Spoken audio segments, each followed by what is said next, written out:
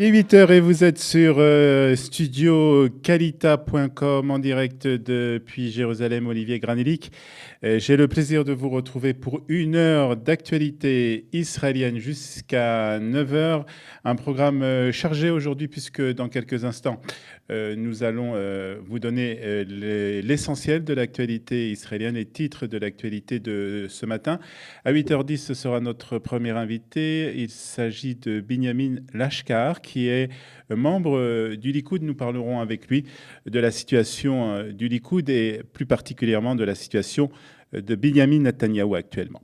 8h25, ce sera Eliana Garfunkel qui nous parlera d'histoire. 8h35, la revue de la presse israélienne que j'aurai le plaisir de vous présenter.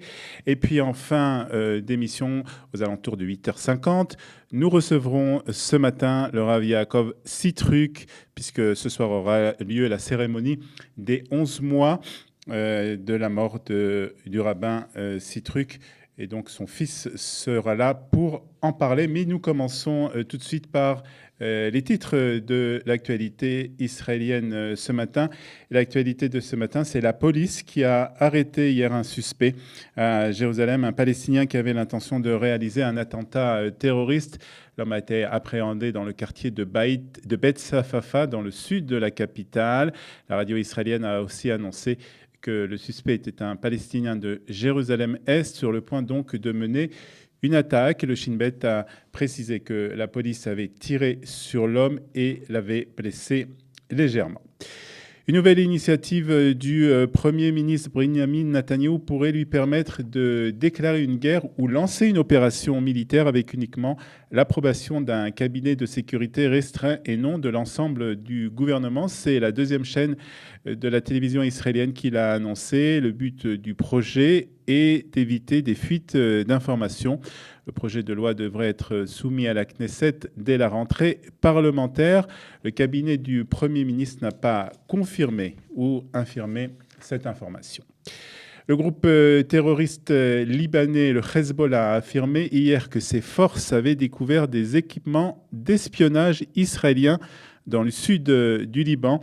Le groupe a indiqué que le dispositif aurait été détruit à distance par Israël de crainte qu'il ne soit découvert, et des morceaux auraient été retrouvés éparpillés dans tout le secteur. Le Hezbollah a aussi publié des images du lieu où le dispositif a été trouvé, ainsi que des photos des pièces éparpillées. Pas de réaction du côté de l'armée israélienne. Le Premier ministre Binyamin Netanyahou a annoncé aussi que Meir Ben Shabbat prendra la tête du Conseil de sécurité nationale. Ce poste était vacant depuis 2015. Ben Shabbat, qui était précédemment un haut responsable du Shin Bet, devrait prendre son poste ce mardi. Et le président de l'État, Reuven Rivlin, a rejeté une requête de l'ancien président Moshe Katsav. Il demandait à être affranchi des limitations mises en place pour sa liberté conditionnelle. Dans sa réponse à Katsav, Reuven Rivlin a écrit que la libération anticipée de l'ancien président était soumise aux exigences de sa liberté conditionnelle et que pour cette raison et la nature de son crime, il n'était pas possible d'accepter la demande de les supprimer. La top modèle israélienne Shlomit Malka a été hospitalisée hier après être tombée de sa trottinette électrique. Ça s'est passé à Tel Aviv, dans le centre de la ville. La jeune mannequin, dont l'état de santé a été décrit comme critique et instable, a été évacuée vers l'hôpital Ichilov, où elle se trouve en soins intensifs. Sa vie n'est pas en danger, a précisé peu après un communiqué de l'hôpital. La mannequin israélienne, âgée de 23 ans, est souvent présentée comme la nouvelle Bar Refaeli.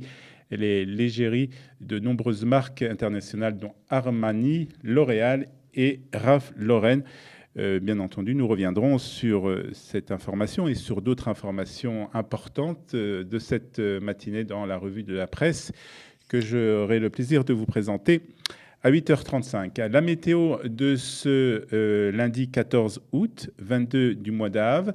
Il fera 32 degrés aujourd'hui à Tel Aviv, 32 à Jérusalem, 40 degrés à la mer Morte et 43 degrés à Eilat. Le dollar vaut ce matin 3 shekels et 58 agourot et l'euro 4 shekels 21 à Gourotte. Il est 8h06, vous êtes sur Studio Kalita. Vous pouvez nous retrouver bien entendu sur notre chaîne YouTube de Kalita, sur les réseaux sociaux et bien entendu tout au long de la journée sur notre site studiokalita.com.